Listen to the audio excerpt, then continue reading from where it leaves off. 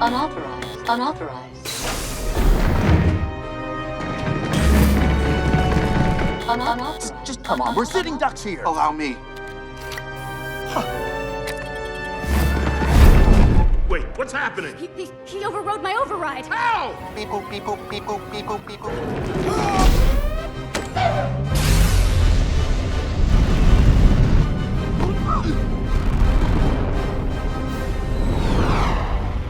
Lightyear! Lightyear! I know you can hear me. Return the ship to base right now, or so help me! Socks, let's break this hyperspeed barrier and get everyone home.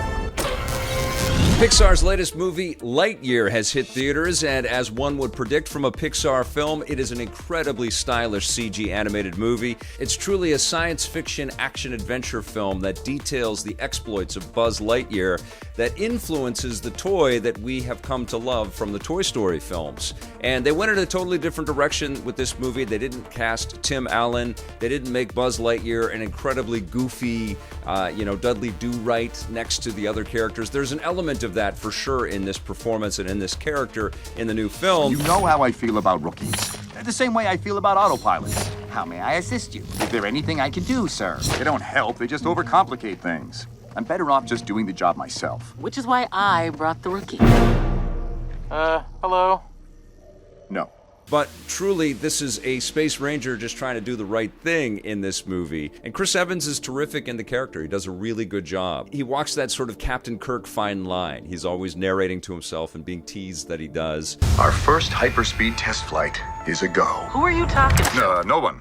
You were narrating again. I was not. He really loves the role and the responsibilities that he has, but he's also an incredibly proud individual. And Pixar likes to teach lessons to its protagonists, and there are some lessons learned in this movie for sure. But what happens in this picture, I'm going to do my best not to spoil anything, just sort of pull from story bits that we get out of the trailers, is that Buzz and his other crew members on this giant spaceship crash land on a planet, and Buzz does everything he can to help himself and his fellow crew members to escape this dilemma that they have found themselves in. And this planet is populated by some pretty interesting alien creatures, but that's not really where the action and adventure in this film comes into play. There's really an imaginative twist here that sees Buzz grapple with some pretty interesting emotional conflict. And there absolutely were some moments in this movie that make you well up a little bit, so that's kind of the Pixar staple. You always know that there's an emotional investment in their pictures, and that is absolutely the case here. But really what I think I got the most from this film is that it felt like a serial sci-fi film from the 30s with beautiful modern-day effects. This is one of the most spectacular-looking Pixar movies that they have made, and it's because there's this really interesting fine line from traditional animation and kind of photorealism with every shot, and the colors are a little bit more muted. There's a lot of understated work in the lighting effects and the facial animations and the way that characters seem. They're like proto-rotoscoped, like you can tell that there's a lot of hand illustration to get these characters moving and running and getting into these really cool exploits and the action that they get into. And it looks and approximates some motion capture stuff, but I have a feeling, and I don't know all of the behind the scenes, but it does feel to me that this still is the hand animated and hand illustrated work that we know from the Pixar world. And so it's got a very interesting animation style to it. It looks like, and it's funny because this is a character that influences a toy that we all love, in both the cinematic form and in the physical form. I'm sure many of us that are watching this review right now have a Buzz Lightyear action figure in their home right now. But when you watch this movie, it almost looks like action figures coming to life. You can absolutely see the toy in the Space Ranger suit, and not in an obvious way. It's almost as if someone has taken a really cool-looking action figure and done all of the stop-motion animation for it. But it's smooth, it's slick, there's some really beautiful shots. I particularly love this shot where Buzz Lightyear is hurtling around a star, and you can see it's kind of an upside-down shot, and you can see the solar reflections on the glass of his spaceship. And there's some beautiful technology in this movie and some very funny technology. The cat, Socks, this little robot cat. Hello, Buzz.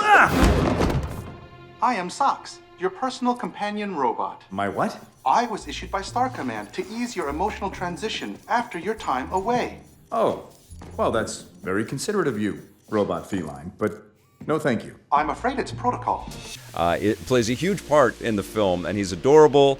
especially for any cat lovers out there. But there's also a loyalty and a profound kind of sense of belonging between Socks and Buzz, which I would really love to see. I was impressed. I was super impressed. I don't think it's, top tier Pixar. I don't think it's the very best. I don't think it's like an Up or a Wall-E or even the best of the Toy Story movies. It's not an Incredibles film. They've done so many excellent movies. This is a terrific, terrific film, and I think from any other CG animation studio, of course, they couldn't use the Buzz Lightyear theme, but if they did something similar to this, we would be blown away with its, level of maturity and its sophistication and its beautiful visuals. Some great music cues in here. Michael Giacchino does the music, and I think Michael Giacchino is contracted to do 80% of Hollywood movies right now.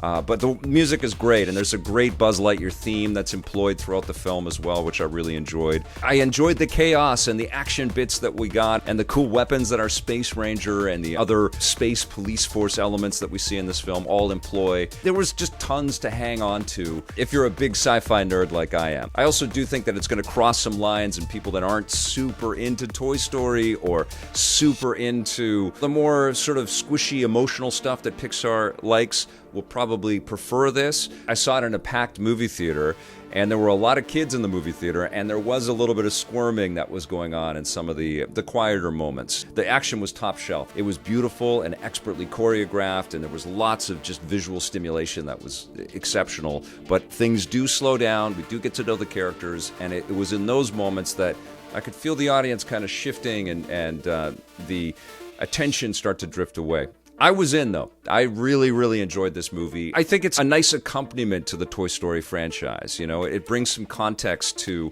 why Andy wanted the Buzz Lightyear action figure. It sits alongside. It doesn't supplant them. I wouldn't mind more adventures from this iteration of Buzz Lightyear, the Chris Evans model. Is it worth seeing? Absolutely. Is it the best that Pixar's ever done? I don't think so, but it's pretty damn great. I'm going to give Lightyear an 8.5 out of 10.